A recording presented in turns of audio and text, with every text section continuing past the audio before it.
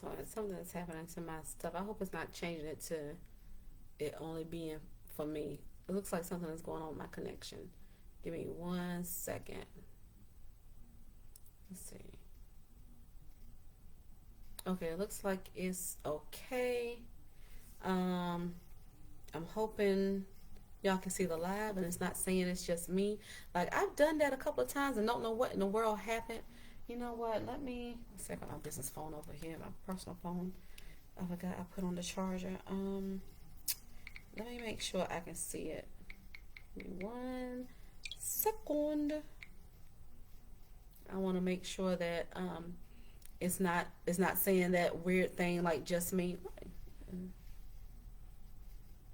Oh, we don't know what happens. Oh shoot! Wait a minute. Hold up. Hold on. Hold the line, please.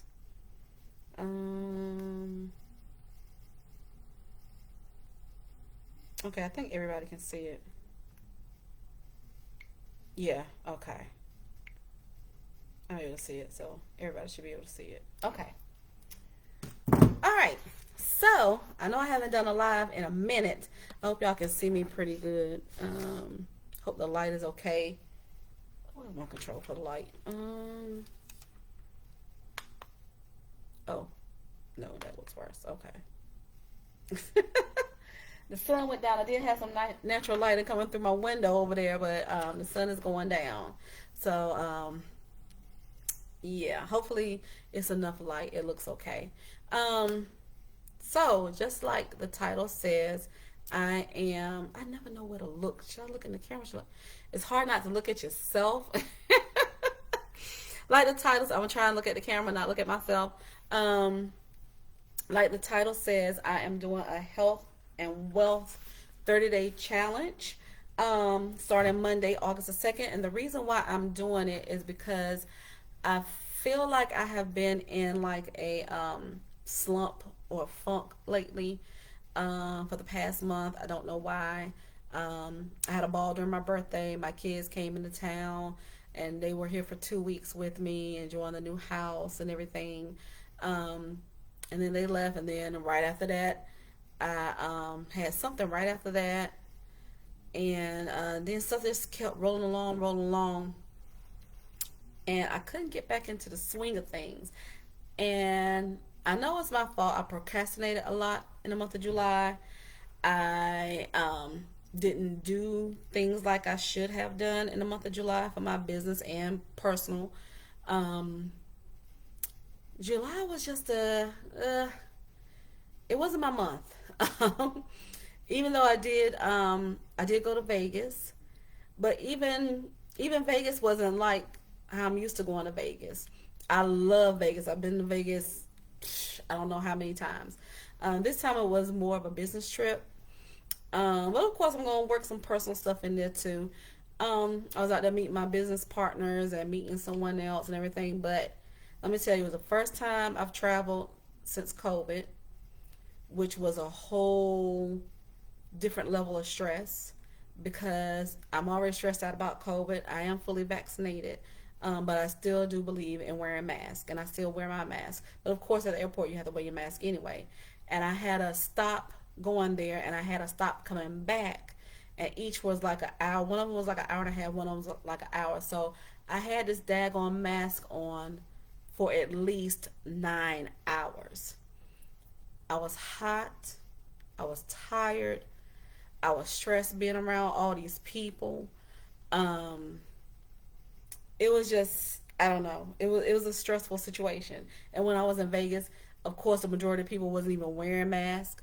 I was wearing my mask, but you know, when you're sitting at the table gambling or whatever, you take your little sippy sip of drink, you got to take your mask off. When you're eating in the restaurant, you got to take your mask off. So that stressed me out. It was just, I didn't enjoy Vegas like I usually enjoy Vegas. Even though I saw some great shows, met up with some great people, it just wasn't, I didn't even go outside of the hotel. That's how stressed out I was. I have never, ever, ever not gone outside of the hotel I was staying at. But first of all, it was like 100 degrees in Vegas. And then with the heat index, it was probably more than that. Then I don't care if I'm outside, I'm gonna wear my mask. And I'm like, it's just too hot to be outside wearing a mask. So I stayed in. There was a lot of things. I stayed at the MGM, so it was a lot of things to do at the MGM. Plus, I was only there for 2 days, and I think that's another reason why I didn't enjoy Vegas like I normally enjoy Vegas. I've never been to Vegas that short of a time, but like I said, it was a business trip, so I was in and out. But I saw two great shows. I saw the Jabberwockies, hey, and I saw David Copperfield. So, like I said, two amazing shows. Um, so anyway, Facebook has changed the way they do. I haven't done a live in a minute. So Facebook has changed the way they have done their live, and I don't know the way that I'm looking at it. I don't know. I don't know how it's doing. I hope it's not just me. Let me. I wonder, can I check and make sure? No, that's the edit. Shoot. I think it's public out for everybody to see. If it's not, then I'll figure it out after I end the live and then make it public. Um, but anywho, I digress. Um, so because of all that, because of me feeling like I'm in a slump, um, and a funk, I decided to do a health and wealth 30-day challenge starting Monday, August the 2nd. So if you would like to join me, please feel free to come up with your own health and wealth challenge. Let's um let's get focused so we can end the second half of this year on top. That's what I'm trying to do. I'm trying to end the second half of the year on top, like I started the first half of the year. I'm trying to get some things done. I'm trying to end my procrastination. That has been my major issue, is just procrastination. I'm a huge procrastinator. I do things at the last minute, or I don't know. I have not done what I'm supposed to do. And I don't know if it was because I was just stressed out or what. But now it's time for me to get focused and stop the procrastination and just do what I need to do. So I'm going to write out a plan. And so far, I just wrote down what I wanted to get done for the month. I haven't written out the plan to get the things done, because once you write down your goals or what you want to do, you have to have a plan of action. So I haven't written out my plan of action yet, but I plan to do daily to-do list, and also write down what I've gotten accomplished for the day. Also create me a schedule for the day and try and keep me on top of things. So for the health, I want to try to lose 5 to 10 pounds, and this is for the month of August.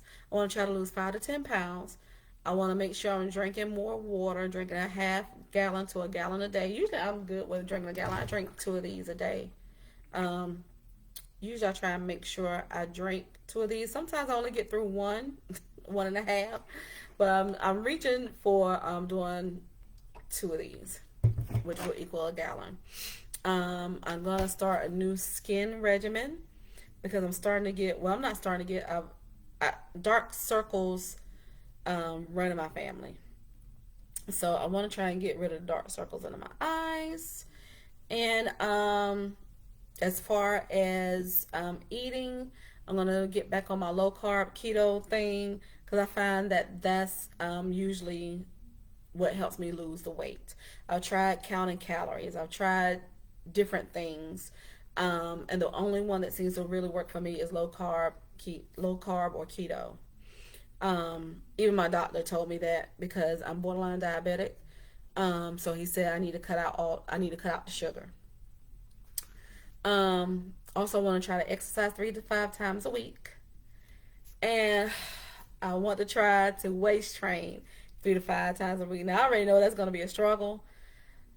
But I'm gonna try. I'm gonna give it a try, y'all. I'm gonna give it a try. If any of y'all that waist train can have any tips, but I'm not gonna be like those extreme waist trainers. I'm not trying to get one of those tiny waists. I just want it smooth and get it in. Um, so I'm gonna try and do like 5 to 6 hours a day. I'm not wearing that thing all day. I'm sorry, I'm not. So I think 5 to 6 hours will be okay.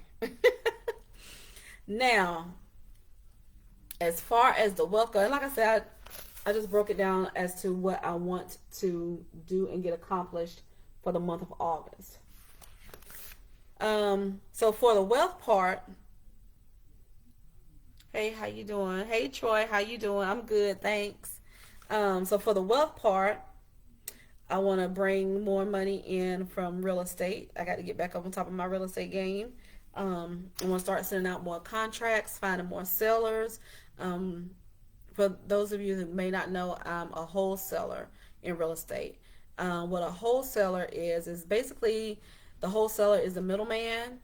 So what you do is you find someone that's willing to sell their house for a low discount, and then you find a buyer who then wants to buy the house. You put the house under contract with the seller, and then you find a buyer who wants to buy it. So say for instance, if I find someone that is willing to buy their sell their house for $50,000, the house could be worth $120,000. So I get it on contract for $50,000. I sell it to an investor for like $60,000. So that means I get $10,000. The buyer gets the property for 60. The seller gets $50,000, and then I get the $10,000. So that's how wholesaling basically works. I mean, that's really simplified, but that's basically what it is.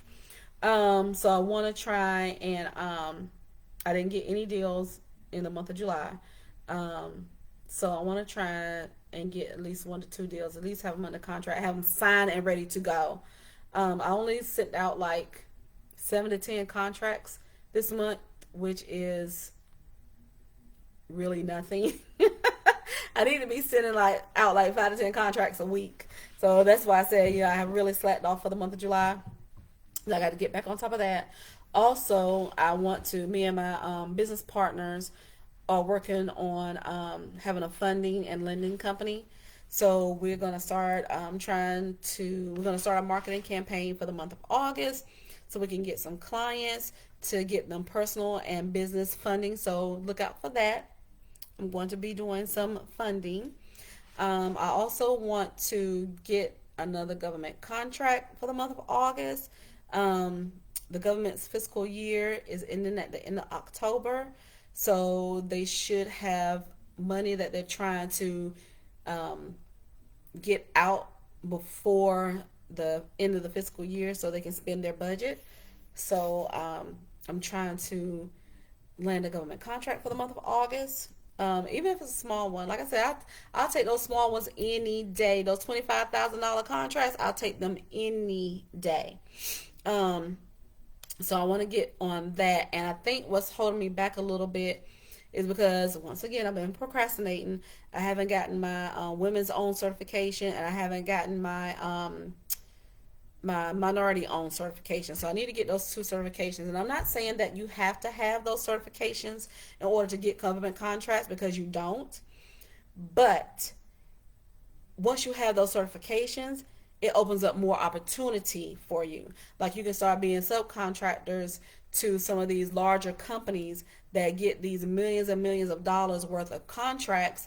But sometimes in the stipulations of those contracts, it says they must work with minority owned or a woman owned company or a veteran owned company. So that's where you can fit in and slide in as a subcontractor. So let's say, for instance, they get a $10 million contract, and a portion of it has to go to a women's own business. They may have $100,000 contract that they're trying to give out, and because I would be a woman's own certified business, I could possibly get that contract. You see what I'm saying?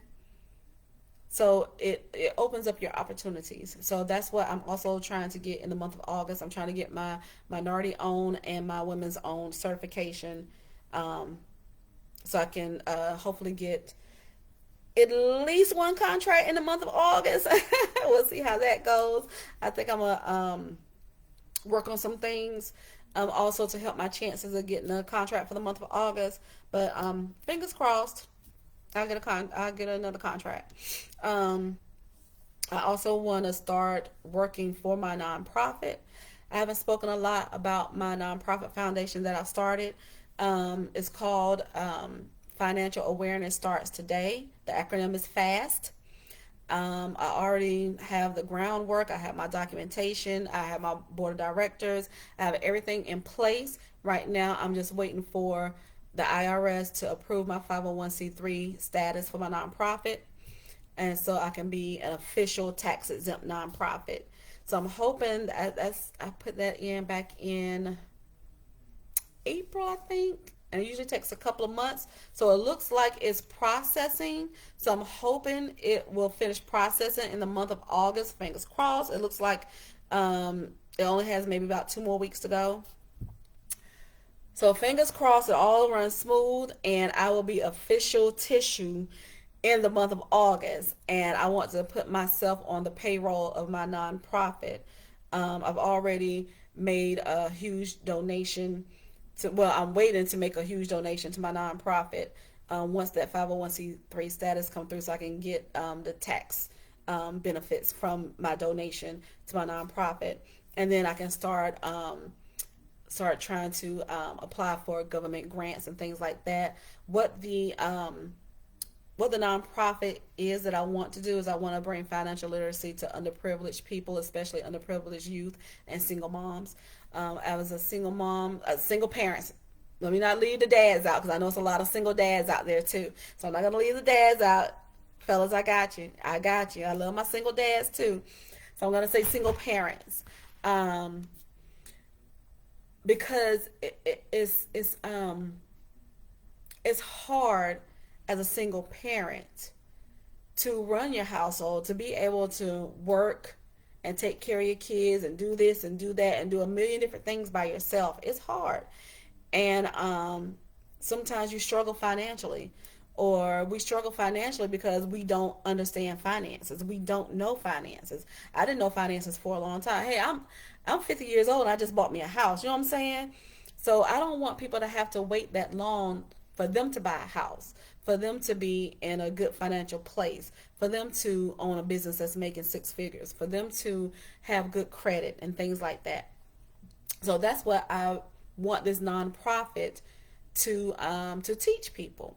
And I can't wait to get that started and up and running and tell you guys more about it. Hopefully you whip my calls. So just be on the lookout for that.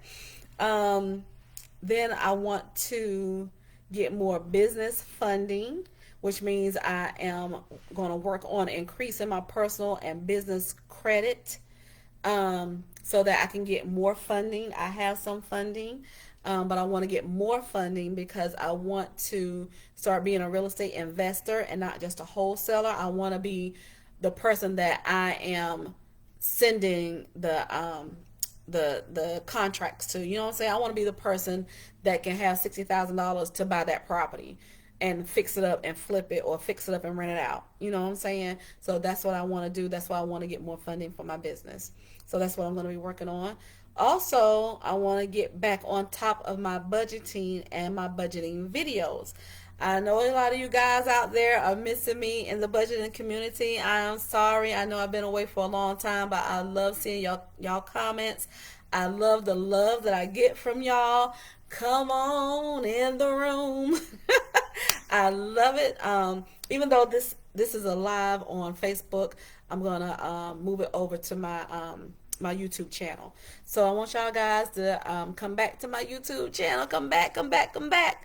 What's funny is that my 100 cash envelope challenge has really been taking off lately. I'm getting a lot of comments lately on that video, and I see my views going up and up and up and up. And I think I've reached like 50,000 views on that video now, I think.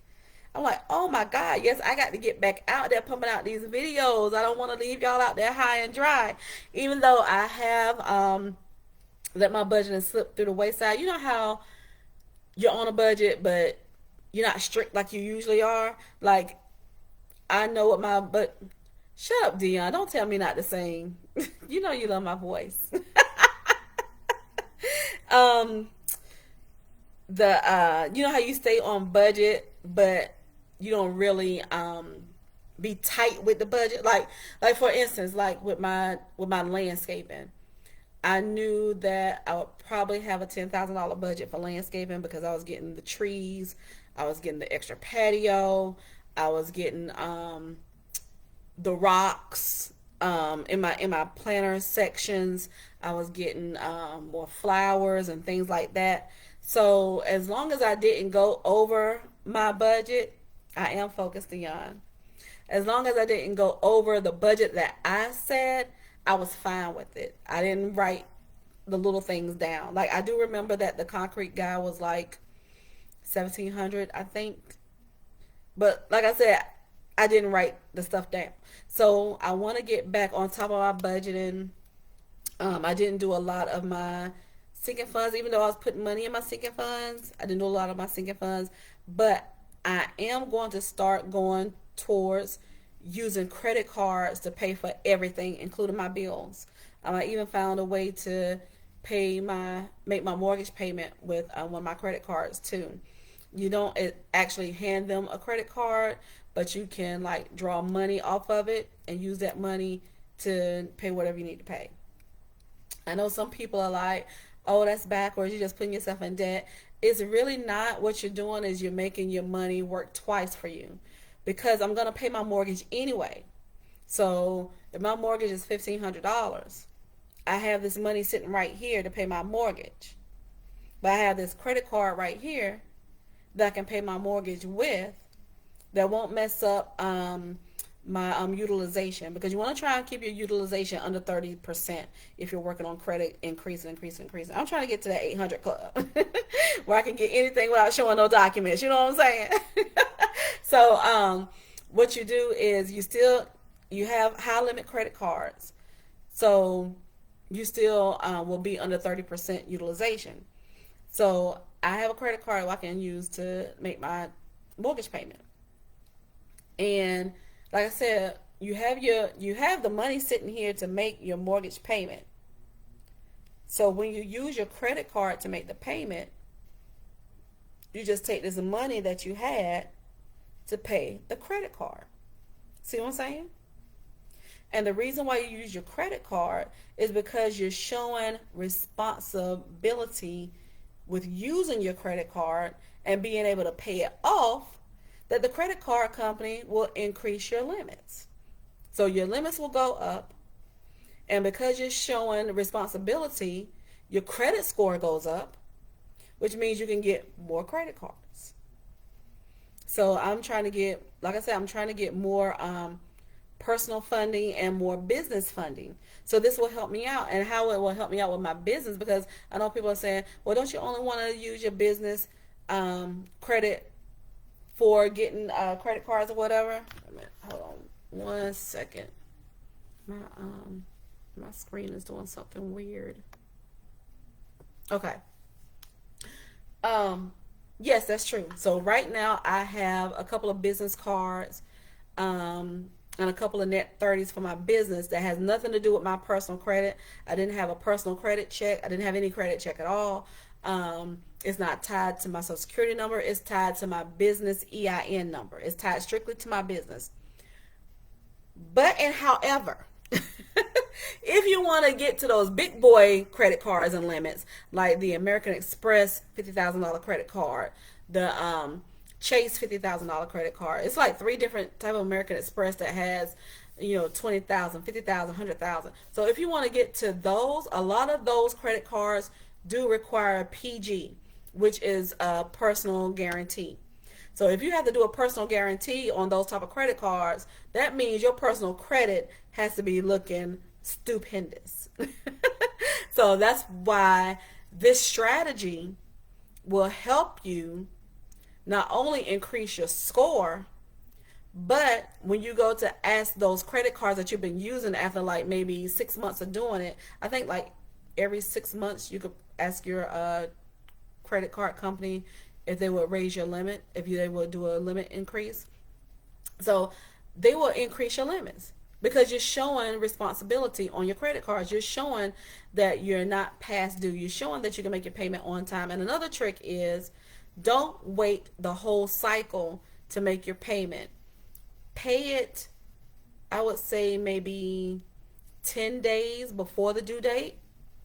and pay it in full. And I know you're probably saying, well, pay it in full, that's going to be a lot of money. No, it's not, because what did I say that we're going to do? You're going to have your $1,500 for your mortgage payment. So when you make your mortgage payment with your credit card and put $1,500 on your credit card, you already have the $1,500 to pay on your credit card. Like I said, this is a strategy. This is not for you to go out and wild out and ball out of control. That's not what this is. So don't say, well, Tanya said, Tanya didn't say that. No. Tanya said use those credit cards responsibly so it can increase your credit limit and also increase your credit score. So that's what I'm going to be working on. I'm trying to get to the 800 club, y'all. Okay. So the next thing is to, what did I say last? Budget. Oh, next thing is to get back into my couponing, y'all. I miss couponing so much. But because when I moved, I had moved and lived with family, I didn't have no place to coupon, so I couldn't coupon. Then when I moved into my house, I was trying to get settled, get everything situated and everything. I don't know how the couponing goes in North Carolina. I got to start looking at what stores are the best to coupon at. When the paper come out, I did go to Dollar Tree though, and found out they don't have the same thing like they have in Maryland. Not all Dollar Trees here carry the Sunday paper, and they don't have the Sunday paper ready on Saturday. I'm like, ain't that something? So now I gotta find out which Dollar Trees has the Sunday paper, and I have to wait till Sunday to get the Sunday paper, and then I have to figure out my plan of attack for couponing. But let me tell you something. I had a whole bunch of stuff from couponing that I said that I didn't have to buy any Clorox. I had plenty of Clorox. I had plenty of cleaners. I had plates, cups, paper towel, toilet tissue, Kleenex. I had a lot of stuff. I had lots and lots of stuff. And dish detergent. I haven't bought dish detergent in over a year. so so yes, I'm ready to get back on my couponing. And what else? Oh, that's it. So that's all, everything that I want to do with my, so my goal for my wealth is I want to make $20,000 in the month of August. Y'all heard it, so y'all keep me accountable. I'm trying to make $20,000 in the month of August. And if I play my cards right, I should be able to do it. If I don't procrastinate and stay on top of everything, I should be able to do it. And the way that I'm going to do that is I'm going to make sure I write me a schedule out every day. I'm going to write me a to-do list every day. I'm going to make sure I write down what I got accomplished every day so I can stay on top of things that I need to do, that so I can stay on track, so I can reach my goals, so I can be focused and determined and motivated and everything else. Also, I've started doing weekly meetings with my kids that just started today about their financial plan. So I have them on not a challenge, but I have them on like a action plan. So every week we're gonna meet, and this is something that everybody should do. I thought this was just really I don't know if people do. I know I know people probably do it already, but my kids are grown. But I don't want them to have to wait till my age to have good credit, to be able to buy a house, to have a business and be making money from their business and things like that. I want them to have it now. So as I'm learning, what I know, and as I'm learning every week, I'm teaching it to them. I'm holding them responsible too to do things like today. So I tell you, for example, for today. Today was our first meeting. So I told them the first thing that you need to do is lay down the groundwork, is start working on that credit. So I told them to get their free credit report from all 3 credit bureaus, and you can get it online and download it. I told them to sign up for a place that's free like Credit Karma. Even though Credit Karma doesn't give you your actual credit scores and things like that, it still gives you a roundabout um, a roundabout estimate of what your credit score is. But once you start working on your credit, at least you'll start seeing it go up. So maybe a 640 might not really be a 640. It might be a 630 or whatever. But if you see it going up, um, or if you see it going down, you know that it's still happening to your actual score anyway. And as you see things start to come off your credit, it'll show on Credit Karma as well. I know these big credit repair gurus or whatever be making fun of people using Credit Karma. Well, let me tell you something. Credit Karma is free, number one. And even though it doesn't give you your accurate score, credit score, like it doesn't, like the Credit Karma score is not the score that, say for instance, it's not the score that loan places use to get a mortgage. The loan places don't use that score. But like I said, it gives you kind of an estimate in a roundabout way, and you can still see when you dispute things, you can see if they're off of there or not, and you can still see movement in your credit. So for people that can't afford to pay a monthly fee for some of these places, Credit Karma is not bad. So don't let these big gurus or whatever, fool rules, tell you or laugh at you because you have Credit Karma. Ain't no shame in Credit Karma. I use Credit Karma to fix my credit. And look at me now. I got me a house. So don't knock Credit Karma. I'm just saying. Like I said, it wasn't my exact scores, but it was an estimate of your score. And like I said, you can still see when things will fall off your credit. You can see what else does it show you? It shows your how much debt you have, how much you owe. It shows your payments. It shows your derogatory accounts. It shows what's been charged off. It shows everything. So there's nothing wrong with Credit Karma, and it's free. It's free. So that's what I told them to do. And I asked each one of them what type of business that you want to do. What do you want to get into? And when they told me, I told them, okay, this is what you need to do for this. It's what you need to do for that. And I told them, you all need to have a business. Point blank, period. Everybody needs to have a business. And a legitimate business. Make sure you register with the state. Make sure you get your tax ID number. Make sure you get all of that. Make sure you get your business bank account. I've already helped my younger son set all that up. So now he is a business. He is a brand because he does music. He's a producer. So now he can put all his publishing under his business. He can put all his royalties and everything under his business. So it is a business. So yeah, so that's the first things that we worked on. Got to start working on that credit. Got to start working on setting up that business. That's going to lay the foundation for everything else. So that's it, you guys. So I hope some of you decide to do the challenge with me. Like I said, I'm starting August the 2nd. I'll probably go live 1 or 2 times a week, just so to let you know what I'm doing, so y'all can hold me accountable too. Let you know what's going on. Let you know my accomplishments. What have I done to reach my goals and things like that. So like I said, let's go get on your own journey, get on your own health and wealth journey. Let's get this money. Let's finish this year strong. And if you haven't started yet, you can always start today. You can always start Monday. Go ahead and establish that business. Go ahead and start working on your credit. You don't have to pay these other people to work on your credit.